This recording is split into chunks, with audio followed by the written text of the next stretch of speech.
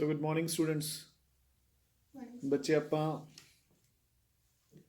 ਕੱਲ ਈਥਰਸ ਦੀਆਂ ਪ੍ਰੈਪਰੇਸ਼ਨਸ ਕੀਤੀਆਂ ਸੀ, ਠੀਕ ਹੈ। So today firstly we shall start off with their physical properties. ਤਾਂ ਜੇ ਫਿਜ਼ੀਕਲ ਪ੍ਰੋਪਰਟੀਜ਼ ਦੇ ਵਿੱਚ ਆਪਾਂ ਨੂੰ ਕੁਝ ਜ਼ਿਆਦਾ ਤਾਂ ਹੈ ਨਹੀਂ ਈਥਰਸ ਦੇ ਵਿੱਚ, ਬਟ ਫਸਟ ਆਫ ਆਲ ਯਾਦ ਰੱਖਣਾ ਹੈ ਕਿ ਜਿਹੜੇ ਫਰਸਟ ਟੂ ਸਮੋਲੈਸਟ ਈਥਰਸ ਹੈ, dimethyl ether and ethyl methyl ether, ठीक है। ਜਿਹੜੇ फर्स्ट टू ईथर्स है they are gases। ਇਸ ਤੋਂ ਬਾਅਦ ਸਾਰੇ ਈਥਰਸ ਆਰ ਜਨਰਲੀ ਲਿਕੁਇਡਸ। ਫਾਈਨ, ਕਿਉਂਕਿ ਜਿਵੇਂ ਜਿਵੇਂ ਆਪਾਂ ਕਾਰਬਨ ਚੇਨ ਵਧਾਵਾਂਗੇ ਆਪਣੇ ਕੋਲ ਵੈਂਡਰ ਵਾਲਸ ਫੋਰਸਿਸ ਇਨਕਰੀਜ਼ ਹੋਣਗੀਆਂ, ਜਿਹਦੇ ਨਾਲ melting and boiling points increase ਹੁੰਦੇ ਜਾਣਗੇ, ਠੀਕ ਹੈ ਨਾ। ਸੈਕੰਡ ਪੁਆਇੰਟ ਇਹਦੇ ਵਿੱਚ ਹੁੰਦਾ ਹੈ boiling points ਦਾ। ਦੇਖੋ ਜਿੱਦਾਂ ਆਪਾਂ ਪਹਿਲੇ ਪੁਆਇੰਟ 'ਚ ਹੀ ਕਰ ਲਿਆ ਕਿ boiling points will increase as the size of carbon chain will increase, but question ਤੁਹਾਨੂੰ ਈਥਰਸ ਦੇ ਵਿੱਚ boiling points ਦਾ ਇਹਨਾਂ ਦੇ ਆਪਸ 'ਚ ਕੰਪੈਰੀਜ਼ਨ ਦਾ ਕਦੇ ਨਹੀਂ ਆਊਗਾ। ਇਹ ਆਊਗਾ ਕੰਪੈਰੀਜ਼ਨ ਵਿਦ ਐਲਕੋਹਲਸ। ਆਪਾਂ ਨੇ ਕੱਲ ਕੀਤਾ ਨਾ ਕਿ ਦੇ ਬੋਥ ਆਰ ਫੰਕਸ਼ਨਲ ਆਈਸੋਮਰਸ, ਠੀਕ ਹੈ। ਤਾਂ ਹੁਣ ਜਿਵੇਂ ਇੱਕ ਈਥੇਨॉल ਹੈ ਔਰ ਇੱਕ ਡਾਈਮਿਥਾਈਲ ਈਥਰ ਹੈ, ਦੇ ਬੋਥ ਆਰ ਜਿਸ ਨੂੰ ਆਪਾਂ ਕਹਿੰਦੇ ਹਾਂ ਕਿ ਆਈਸੋਮਰਸ, ਹੈ ਨਾ।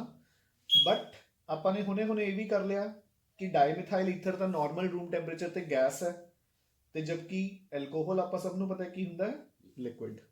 ਤਾਂ ਨੈਚੁਰਲ ਹੈ ਕਿ boiling point of alcohols is greater than corresponding ethers। corresponding तो अपना की मतलब है अगर दोनों ਵਿੱਚ same carbons ਹੋਣ, ਹੈ ਨਾ। ਇਹ ਆਪਾਂ ਨੇ alcohols ਦੇ ਟਾਈਮ ਵੀ ਕੀਤਾ ਸੀ ਕਿ alcohols ਦਾ boiling point ethers ਨਾਲੋਂ ਜ਼ਿਆਦਾ ਹੁੰਦਾ ਹੈ, reason being due to hydrogen bonding between alcohols। ਦੋਨੋਂ ਹੀ molecules polar ਹੈ, alcohol ਵੀ polar ਹੈ, ether ਵੀ polar ਹੈ। ਦੇਖੋ alcohol ਦਾ structure ਇਹ ਹੁੰਦਾ ਹੈ, oxygen ਕੋਲ ਦੋ ਲੋਨ ਪੇਅਰਸ ਨੇ। ਸਿਮਿਲਰਲੀ ਈਥਰਸ ਦੇ ਕੇਸ 'ਚ ਵੀ ਦੋ ਲੋਨ ਪੇਅਰਸ ਆ। ਡਨ ਕਿ ਨਹੀਂ, ਠੀਕ ਹੈ। ਬਟ ਇਹਦੇ ਕੇਸ 'ਚ ਕੀ ਹੋਊਗਾ ਕਿ ਇੱਕ ਐਲਕੋਹਲ ਦਾ ਮੋਲੀਕਿਊਲ ਦੂਸਰੇ ਐਲਕੋਹਲ ਦੇ ਮੋਲੀਕਿਊਲ ਦੇ ਨਾਲ ਅਟੈਚ ਹੁੰਦਾ ਜਾਊਗਾ ਬਾਏ ਹਾਈਡਰੋਜਨ ਬੌਂਡਿੰਗ, ਜਦਕਿ ਈਥਰਸ ਦੇ ਵਿੱਚ ਕੀ ਹੋਣਗੀਆਂ, ਨਾਰਮਲ ਡਾਈਪੋਲ ਫੋਰਸਸ। ਇਸ ਕਰਕੇ boiling points of corresponding alcohols are greater than ethers। done। ਇਹਦੇ ਵਿੱਚ ਹੀ ਤੁਹਾਨੂੰ ਮੈਂ ਇੱਕ ਪੁਆਇੰਟ ਹੋਰ ਕਲੀਅਰ ਕਰ ਦਵਾਂ ਰਾਜੇ, ਧਿਆਨ ਨਾਲ ਸੁਣੋ ਜ਼ਰਾ। ਈਥਰਸ ਇੱਕ ਕੁਐਸਚਨ ਕਾਮਨਲੀ ਆਇਆ ਐਗਜ਼ਾਮਸ ਦੇ ਵਿੱਚ ਕਿ ਈਥਰਸ ਆਰ ਇਨਫੈਕਟ ਐਦਾਂ ਨਹੀਂ ਕਿ ਈਵਨ ਸਿਮੈਟ੍ਰਿਕਲ ਈਥਰਸ आर पोलर।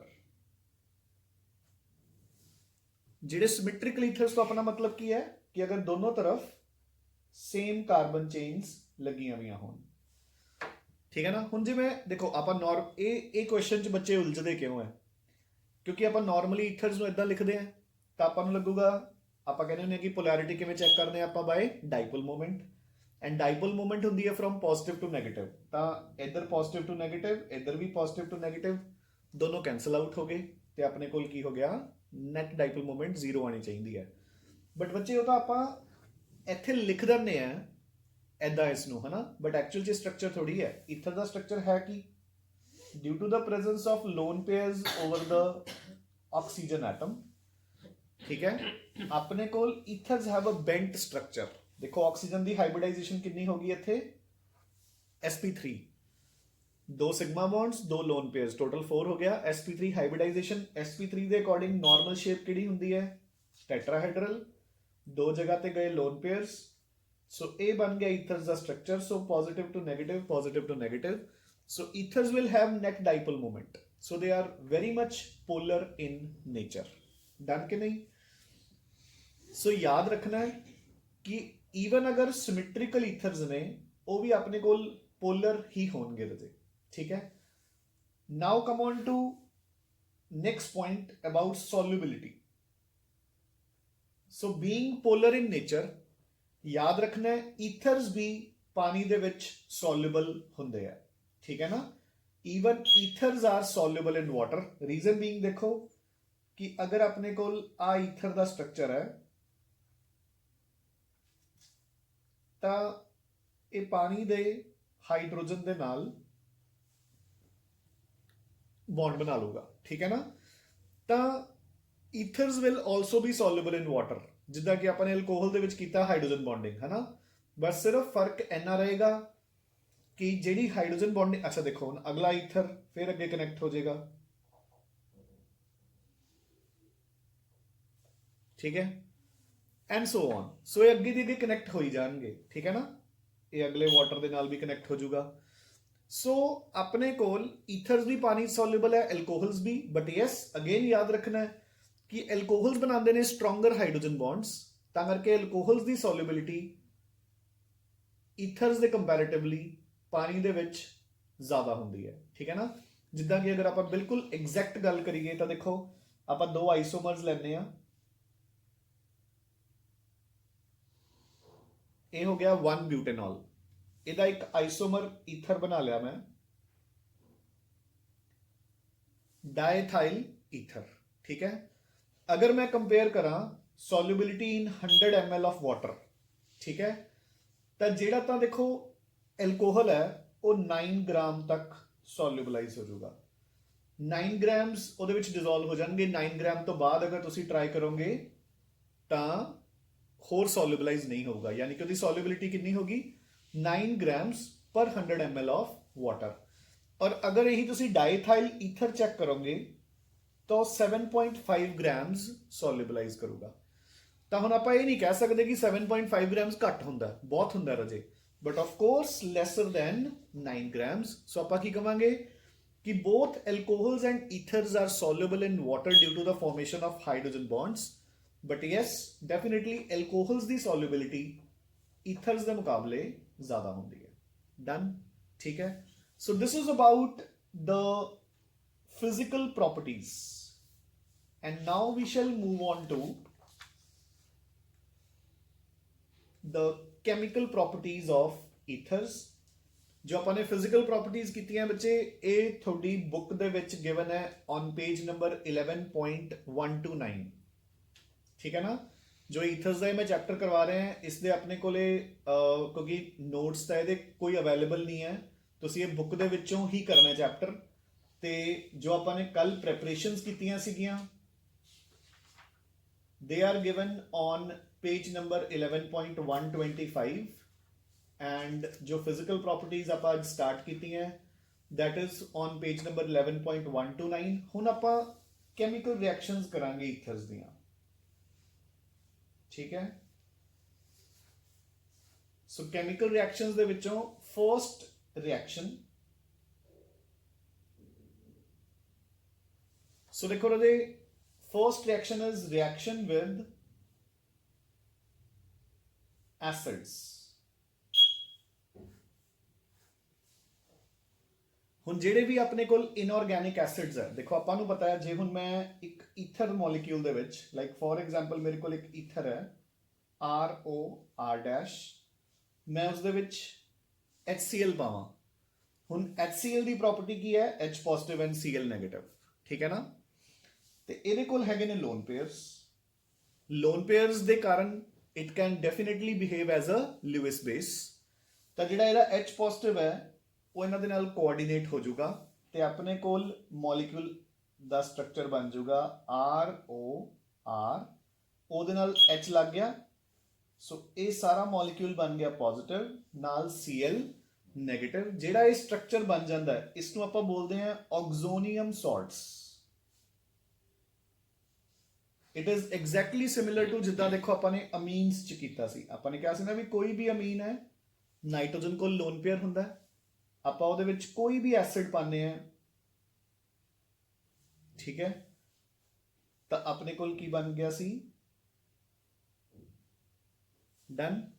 ਇਹਦੇ ਲੋਨ ਪੇਅਰ ਦੇ ਨਾਲ H ਪੋਜ਼ਿਟਿਵ ਕੋਆਰਡੀਨੇਟ ਹੋ ਗਿਆ ਤਾਂ ਇਹਨੂੰ ਆਪਾਂ ਨੇ ਕਿਹਾ ਸੀ ਐਮੋਨੀਅਮ ਸਾਲਟਸ, ਤਾਂ ਇਹ ਬਣ ਗਿਆ ਆਕਜ਼ੋਨੀਅਮ ਸਾਲਟਸ।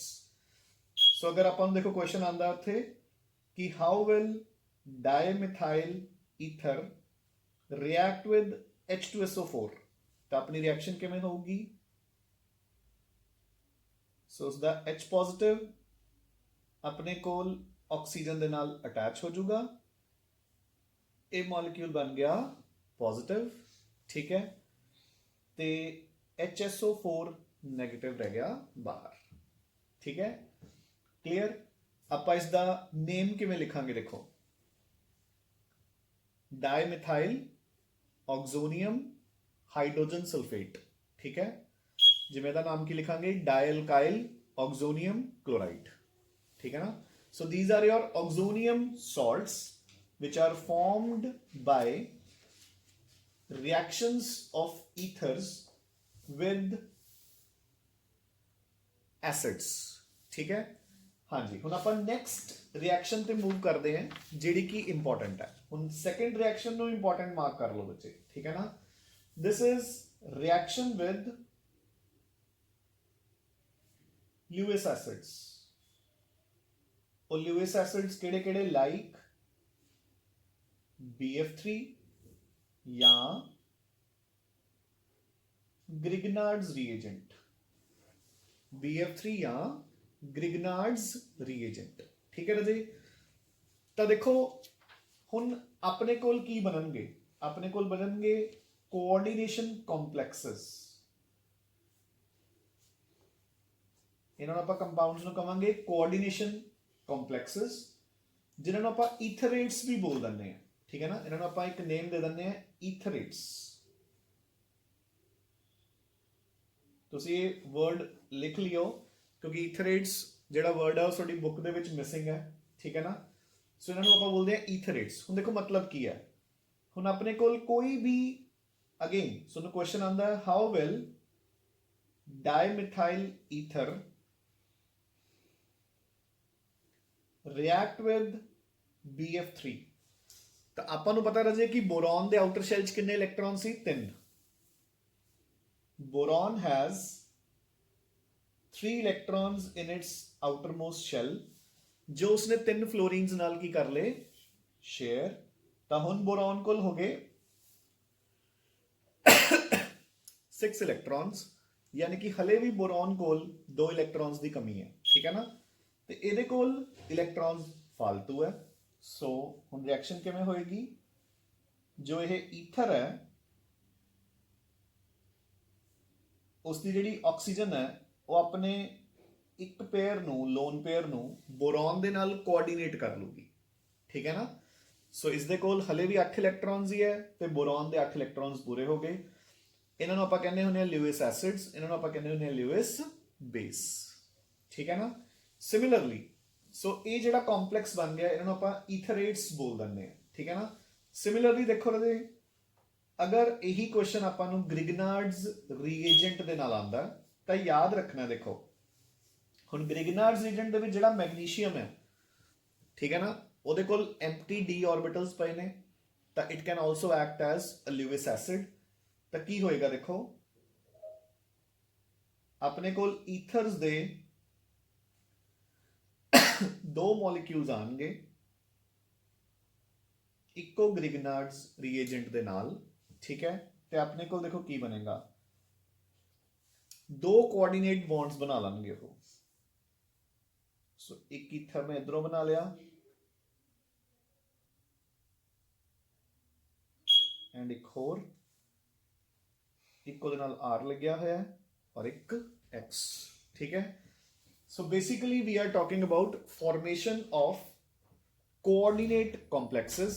इत्थे जिहड़े ईथर्स ने they are acting as Lewis bases, ते BF3 and Grignard's reagent are acting as Lewis acids, ठीक है। सो ये सेकंड रिएक्शन बच्चे चंगी तरह कर लियो। इन्हां विचों भी मैं तुहानूं स्पैसीफाई करदा कि रिएक्शन विद ग्रिगनार्ड्स रिएजेंट कॉमनली पूछी जाती है एग्जाम दे विच, ठीक है ना। And they both come under the category, आपां इन्हां नूं दोनों रिएक्शनस जिहड़ियां आपां ने दोनों कीतियां हुण तक, इह किहड़ी कैटेगरी च आंदियां ने, these are the reactions due to ethereal oxygen. देखो आपां ने ਜਿਹੜੇ ਆਕਸੀਜਨ ਦੇ ਉੱਪਰ ਲੋਨ ਪੇਅਰਸ ਨੇ ਸਿਰਫ ਉਹ ਯੂਜ਼ ਕੀਤੇ ਨੇ ਦੋਨੋਂ ਰਿਐਕਸ਼ਨਸ ਦੇ ਵਿੱਚ, ਰਿਐਕਸ਼ਨ ਵਿਦ ਐਸਿਡ ਦੇ ਵਿੱਚ ਵੀ ਤੇ ਰਿਐਕਸ਼ਨ ਵਿਦ ल्यूइस एसिड्स दे विच भी, ठीक है। Now so we'll move on to the next type of reactions, ਹੁਣ ਆਪਾਂ ਰਿਐਕਸ਼ਨਸ ਕਰਾਂਗੇ ਜਿੱਥੇ ਆਪਣੇ ਕੋਲ ਈਥਰਸ ਦਾ ਜਿਹੜਾ ਕਾਰਬਨ ਆਕਸੀਜਨ ਬੌਂਡ ਹੈ ਉਹ ਬ੍ਰੇਕ ਡਾਊਨ ਹੋਊਗਾ, ਮਤਲਬ reactions involving cleavage of carbon oxygen bond. ਇਹ ਆਪਾਂ ਨੇ ਕਵਰ ਕੀਤੀਆਂ ਹੋਈਆਂ, ਤੁਹਾਨੂੰ ਯਾਦ ਆ ਜਾਣਗੀਆਂ। ਮੈਂ ਤੁਹਾਨੂੰ ਇਹ ਕਰਵਾਈਆਂ ਸੀ during the preparations of alcohols. ਕੀ ਸੀਗਾ ਮੈਂ ਹੁਣੇ ਦੱਸਦਾ। ਦੇਖੋ ਰਦੇ, ਇਹਦੇ ਅੰਡਰ ਆਪਾਂ ਨੇ ਰਿਐਕਸ਼ਨ ਕਰਨੀ ਹੈ ਜਿਹੜੀ ਪਹਿਲੀ, that is reaction with HX, halogen acids. ਕਿਹੜੇ ਹੁੰਦੇ ਨੇ? HCl, HBr, HI। ਇਹਨਾਂ ਵਿੱਚੋਂ ਵੀ ਮੋਸਟ ਕਾਮਨਲੀ ਕੁਐਸਚਨ ਆਉਂਦਾ ਹੁੰਦਾ ਹੈ HI ਦੇ ਉੱਪਰ, ਠੀਕ ਹੈ। ਜਦੋਂ ਆਪਾਂ ਨੇ ਪ੍ਰੈਪਰੇਸ਼ਨਸ ਆਫ ਐਲਕੋਹਲਸ ਕੀਤੀਆਂ ਸੀ, ਮੜਾ ਧਿਆਨ ਚ ਲੈ ਕੇ ਆਓ, ਉਦੋਂ ਆਪਾਂ ਨੇ ਕੀ ਕੀਤਾ ਸੀ ਕਿ ਅਗਰ ਤਾਂ ਆਪਣੇ ਕੋਲ ਇੱਕ ਸਿਮੈਟ੍ਰਿਕਲ ਈਥਰ ਹੈ ਤੇ ਤੁਸੀਂ ਉਹਦੇ ਵਿੱਚ HI ਪਾਇਆ, HCl, HBr, HI ਕੁਝ ਵੀ, ਤਾਂ ਦੇਖੋ ਉਹਦੇ ਚਾਹੇ ਬੌਂਡ ਇੱਥੋਂ ਟੁੱਟੇ ਚਾਹੇ ਇੱਥੋਂ ਟੁੱਟੇ, ਆਪਣੇ ਕੋਲ ਸੇਮ ਪ੍ਰੋਡਕਟਸ ਬਣਨਗੇ। ਕਿਵੇਂ? ਜੇ ਮੈਂ ਇੱਥੋਂ ਤੋੜ ਰਿਹਾ ਤਾਂ ਦੇਖੋ carbon is positive, oxygen is negative, ਤਾਂ ਨੈਗੇਟਿਵ ਦੇ ਨਾਲ ਪੋਜ਼ਿਟਿਵ ਲੱਗ ਕੇ ਐਲਕੋਹਲ ਬਣ ਗਿਆ, ਪਲੱਸ ਪੋਜ਼ਿਟਿਵ ਦੇ ਨਾਲ ਨੈਗੇਟਿਵ ਲੱਗ ਕੇ ਹੈਲਾਈਡ ਬਣ ਗਿਆ, ਠੀਕ ਹੈ। ਡਨ। ਜੇ ਮੈਂ ਇੱਥੋਂ ਤੋੜ ਦਿੰਦਾ ਤਾਂ ਵੀ ਇੱਕੋ ਹੀ ਗੱਲ ਸੀ। ਬੇਸਿਕਲੀ ਕਿਹੜੀ ਕੈਟਾਗਰੀ ਚ ਆ ਗਈਆਂ ਰਿਐਕਸ਼ਨਸ? ਨਿਊਕਲੀਓਫਿਲਿਕ ਸਬਸਟੀਟਿਊਸ਼ਨਸ, ਕਿਉਂਕਿ ਕਾਰਬਨ ਦੇ ਉੱਪਰ ਪੋਜ਼ਿਟਿਵ ਚਾਰਜ ਹੈ, ਉਹਦਾ ਨੈਗੇਟਿਵ ਪਾਰਟ ਗਿਆ, ਇੱਕ ਨੈਗੇਟਿਵ ਪਾਰਟ ਆ ਗਿਆ, ਸੋ ਨਿਊਕਲੀਓਫਿਲਿਕ ਸਬਸਟੀਟਿਊਸ਼ਨ। ਫਿਰ ਤੁਹਾਨੂੰ ਕੀ ਕਿਹਾ ਸੀ ਕਿ ਪ੍ਰੋਬਲਮ ਕਦੋਂ ਆਊਗੀ? ਜਦੋਂ ਆਪਣੇ ਕੋਲ ਹੋਊਗਾ ਅਨਸਿਮੈਟ੍ਰਿਕਲ ਈਥਰ। ਹੁਣ ਪ੍ਰੋਬਲਮ ਆ ਰਹੀ ਹੈ, ਜੇ ਮੈਂ ਬੌਂਡ ਇੱਥੋਂ ਤੋੜਦਾ ਦੇਖੋ, ਫਿਰ ਡੈਫੀਨਿਟਲੀ ਮੇਰੇ ਕੋਲ ਬਣ ਰਿਹਾ ਹੈ ਮੀਥੇਨॉल ਤੇ ਇਥਾਈਲ ਆਇਓਡਾਈਡ, ਔਰ ਅਗਰ ਜੇ ਮੈਂ ਬੌਂਡ ਇੱਥੋਂ ਤੋੜਾਂ ਫਿਰ ਮੇਰੇ ਕੋਲ ਬਣੂਗਾ इथेनॉल ਤੇ ਮਿਥਾਈਲ ਆਇਓਡਾਈਡ। ਸੋ ਪ੍ਰੋਡਕਟਸ 'ਚ ਫਰਕ ਪੈ ਗਿਆ ਕਿ ਨਹੀਂ? ਗੱਲ ਸਮਝ ਆਈ ਕਿ ਨਹੀਂ ਰਜੇ? ਠੀਕ ਹੈ। ਤਾਂ ਉਦੋਂ ਆਪਾਂ ਨੇ ਕੁਝ ਕੈਟਾਗਰੀਜ਼ ਕੀਤੀਆਂ ਸੀ ਇਹਦੇ ਵਿੱਚ, ਤਾਂ ਉਹ ਕੈਟਾਗਰੀਜ਼ ਮੈਂ ਤੁਹਾਨੂੰ ਇੱਕ ਵਾਰ ਫੇਰ ਤੋਂ ਰਿਵਾਈਜ਼ ਕਰਵਾ ਦਿੰਦਾ। ਤੁਸੀਂ ਐਲਕੋਹਲਸ ਦੀਆਂ ਪ੍ਰੈਪਰੇਸ਼ਨਸ ਖੋਲ ਕੇ ਉੱਥੋਂ ਚੰਗੀ ਤਰ੍ਹਾਂ ਰਿਵਾਈਜ਼ ਕਰ ਲਿਓ। ਤਾਂ ਆਪਾਂ ਨੇ ਇਹ ਕੀਤਾ ਸੀ ਕਿ ਹੁਣ ਕੀ, ਪਹਿਲਾਂ ਤਾਂ ਆਪਾਂ ਇਸੇ ਐਗਜ਼ਾਮਪਲ ਤੋਂ ਸ਼ੁਰੂ ਕਰਦੇ ਹਾਂ। ਤਾਂ ਜਦੋਂ ਦੋਨੋਂ ਹੀ ਐਲਕਾਈਲ ਗਰੁੱਪਸ ਪ੍ਰਾਇਮਰੀ ਹੋਣਗੇ, ਠੀਕ ਹੈ, ਤਾਂ ਜਿਹੜਾ ਹੈਲੋਜਨ ਹੈ, HI ਦਾ ਹੈਲੋਜਨ ਹੈ, ਉਹ ਛੋਟੇ ਐਲਕਾਈਲ ਗਰੁੱਪ ਨਾਲ ਲੱਗੂਗਾ, ਯਾਨੀ ਕਿ ਆ ਆਪਣਾ ਪ੍ਰੋਡਕਟ ਨਹੀਂ ਹੈ, ਆਪਣਾ ਪ੍ਰੋਡਕਟ ਇਹ ਹੈ, ਠੀਕ ਹੈ। So when both are primary, the halide part goes to the smaller carbon chain, ਠੀਕ ਹੈ। ਇਹ ਪਹਿਲੀ ਕੈਟਾਗਰੀ ਸੀ। ਆਪਾਂ ਨੈਕਸਟ ਕੈਟਾਗਰੀ ਤੇ ਆਨੇ ਆ, ਜਦੋਂ ਇੱਕ ਪ੍ਰਾਇਮਰੀ ਹੈ ਤੇ ਦੂਸਰਾ ਸੈਕੰਡਰੀ ਹੈ, ਠੀਕ ਹੈ। ਤਾਂ ਉਦੋਂ ਆਪਾਂ ਨੇ ਕੀ ਕੀਤਾ ਸੀ, ਅਗੇਨ ਕਲੀਵੇਜ ਹੋਊਗੀ ਇੱਥੋਂ, ਹੈਲਾਈਡ ਇੱਥੇ ਲੱਗੂਗਾ, ਔਰ ਵੱਡੀ ਕਾਰਬਨ ਚੇਨ ਤੋਂ ਆਪਣੇ ਕੋਲ ਐਲਕੋਹਲ ਬਣੂਗਾ, ਠੀਕ ਹੈ। ਥਰਡ ਕੈਟਾਗਰੀ ਬੱਚੇ ਪ੍ਰੈਪਰੇਸ਼ਨਸ ਆਫ ਐਲਕੋਹਲਸ ਤੋਂ ਰਿਵਾਈਜ਼ ਕਰ ਲਿਓ। ਉੱਥੇ ਮੈਂ ਤੁਹਾਨੂੰ ਰੀਜ਼ਨ ਵੀ ਦੱਸਿਆ ਹੋਇਆ ਇਸ ਦਾ ਕਿ ਰੀਜ਼ਨ ਕੀ ਹੈ, ਚਾਹੇ ਲਾਈਵ ਲੈਕਚਰ ਦੇਖ ਲਿਓ ਰਿਕਾਰਡਡ, ਤੇ ਚਾਹੇ ਜਿਹੜੇ ਤੁਸੀਂ ਨੋਟਸ ਬਣਾਏ ਹੋਣਗੇ ਉਦੋਂ ਉਹ ਚੈੱਕ ਕਰ ਲਿਓ, ਠੀਕ ਹੈ। ਥਰਡ ਕੰਡੀਸ਼ਨ ਸੀ ਕਿ ਅਗਰ ਇੱਕ ਤਰਫ ਪ੍ਰਾਇਮਰੀ ਹੈ और दूसरी तरफ टर्शरी है, ठीक है। हुण उल्टा होगा, इत्थों क्लीवेज होगी, जिहड़ी वड्डी चेन है उस तो हैलाइड बनूंगा एंड छोटी चेन तो एल्कोहल बनूंगा, ठीक है। सो आपां ने की कीता है कि अगर दोनों प्राइमरी है तो छोटी तो हैलाइड, अगर एक प्राइमरी एक सेकेंडरी तो छोटी यानी कि प्राइमरी तो हैलाइड, और अगर एक प्राइमरी तो एक टर्शरी तो वड्डी यानी कि टर्शरी तो हैलाइड।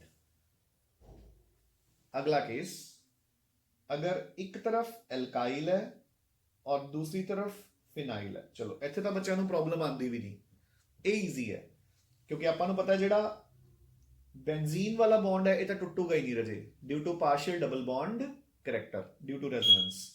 ਤਾਂ ਆਪਣਾ ਕਲੀਵੇਜ ਇੱਥੋਂ ਹੀ ਹੋਊਗੀ। ਸੋ ਐਲਕਾਈਲ ਤੋਂ ਬਣੂਗਾ ਹੈਲਾਈਡ ਔਰ ਫਿਨਾइल ਤੋਂ ਬਣੂਗਾ ਐਲਕੋਹਲ। ਠੀਕ ਹੈ, ਕਿਉਂਕਿ ਉਹ ਹੈ ਜਿਹੜਾ ਉਹ ਬੈਂਜ਼ੀਨ ਰਿੰਗ ਦੇ ਨਾਲ ਰਹੂਗਾ। 5th पॉइंट, अगर एक तरफ एल्काइल है और दूसरी तरफ बेंजाइल है, ठीक है, तो हुण आपां नूं पता है कि ਇਹਦੇ ਨਾਲੋਂ ਇਹਦਾ ਪੁਸ਼ਿੰਗ ਇਫੈਕਟ ਬਹੁਤ ਜ਼ਿਆਦਾ ਹੁੰਦਾ। ਸੋ ਕਲੀਵੇਜ ਕਿੱਥੋਂ ਹੋਊਗੀ ਰਜੇ? ਸੌਰੀ, ਇੱਥੋਂ। ਠੀਕ ਹੈ, ਤੇ ਆਪਣੇ ਕੋਲ ਬੈਂਜ਼ਾਈਲ ਤੋਂ ਬਣੂਗਾ ਹੈਲਾਈਡ और एल्काइल तो बनूंगा एल्कोहल लास्ट। अगर मेरे को ये भी ईजी है, अगर एक तरफ फिनाइल और दूसरी तरफ बेंजाइल है, सब बच्चे यदि रिएक्टिविटी तो एल्काइल तो भी ज्यादा है। सो बॉन्ड इथों टूटूगा, O will go with phenyl ring, तो अपने को फिनोल बनूंगा and benzyl will give you the halide। done। so ਇਹ ਸਾਰੀਆਂ ਕੰਡੀਸ਼ਨਸ ਆਪਾਂ ਨੇ ਐਲਕੋਹਲਸ ਦੇ ਵਿੱਚ ਕਵਰ ਕੀਤੀਆਂ ਸੀ। ਜਿੱਦਾਂ ਕਿ ਮੈਂ ਤੁਹਾਨੂੰ ਕੱਲ ਕਿਹਾ ਸੀਗਾ ਕਿ ਜਿੰਨੇ ਵੀ ਇਸ ਚ ਇੰਪੋਰਟੈਂਟ ਪਾਰਟਸ ਨੇ ਉਹ ਤਾਂ ਆਪਾਂ ਐਕਚੁਅਲ ਚ ਪਹਿਲਾਂ ਹੀ ਕਰ ਹੀ ਬੈਠੇ ਆ ਬੱਚੇ, ਠੀਕ ਹੈ ਨਾ। ਸੋ ਇੱਕ ਗੱਲ ਯਾਦ ਰੱਖਿਓ ਰਾਜੇ, ਅਗਰ ਈਥਰਸ ਦੇ ਵਿੱਚੋਂ ਟਿਪੀਕਲੀ ਕੁਐਸਚਨ ਆਉਣ ਦਾ ਚਾਂਸ ਹੈਗਾ ਤਾਂ ਉਹ ਇਸੇ ਰਿਐਕਸ਼ਨ ਚੋਂ, ठीक है ना। ईथर्स का क्वेश्चन इसी चो आऊगा, होर किसी चो आने का चांस ही है नहीं बच्चे। मैं तुहानूं बार बार कही जा रहा है कि ईथर्स का क्वेश्चन आपां नूं रिएक्शन विद हैलोजन एसिड्स दे विचों ही आऊगा ते 101% इस दे विचों आऊगा, ठीक है ना। इसलिए आ जिहड़े 6 पार्ट्स है इन्हां नूं चंगी तरह कर लियो, विद रीजन कर लियो, ठीक है ना, क्योंकि आपां नूं रीजन भी आ सकती है उत्थे, ठीक है। So this is reaction with HI, ठीक है। अगली रिएक्शन वो भी आप कवर कर चुके, ठीक है, इस category. Second reaction is reaction with water, यानी कि हाइड्रोलिसिस ऑफ ईथर्स। ये भी आप preparations of alcohols they which cover किया हुआ है, ठीक है ना। In the presence of H2SO4 हुंदी है। सो देखो अपने को ईथर है कोई भी, ਤੁਸੀਂ ਉਸ ਨੂੰ ਵਾਟਰ ਨਾਲ ਹਾਈਡਰੋਲਾਈਜ਼ ਕਰ ਰਹੇ ਹੋ, ਜਿੱਧਰੋਂ ਮਰਜ਼ੀ ਤੋੜ ਦਿਓ ਬੱਚੇ।